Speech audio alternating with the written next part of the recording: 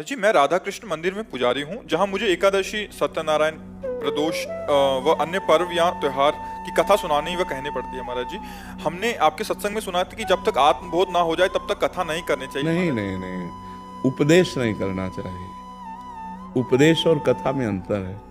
कथा में हम जैसे सूत मागध बंदी जन अपने राजा का जस गाते हैं, ऐसे हम भगवान का जस गान कर रहे हैं। उपदेश करने का अधिकार उन्हीं को है जो स्वयं माया मुक्त है, जो स्वयं भगवान को प्राप्त हैं या प्राप्त करने की दिव्य लगन में लगे हुए हैं, लेकिन भगवान की कथा कहने के लिए नहीं।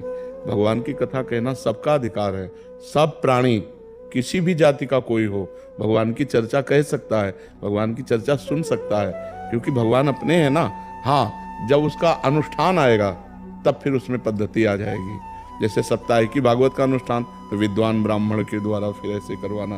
तो जैसे आप हैं ब्राह्मण में, ब्राह्मण कुल के ही तो है ना, तभी तो उपासना में लगे हैं। तो आप जैसे सत्यनारायण की कथा है, भागवत की कथा है, या किसी पर्व के विषय का, तो उसमें कोई दोष नहीं है, उसमें कोई दोष नहीं। आदेश उपदेश करने का अधिकार सिद्ध महापुरुष को है, लेकिन भगवत कथा कहने का अधिकार सबको है। भगवत चर्चा सुनने का अधिकार सबको है। परस्पर भगवत कथा करना या अनुष्ठान की भगवत कथा करना, उसमें भेद हो जाएगा। परस्पर में अपने घर में कोई भी भगवत चर्चा कर सकता है, लेकिन अनुष्ठान वैदिक ब्राह्मण के द्वारा ही करवाना चाहिए।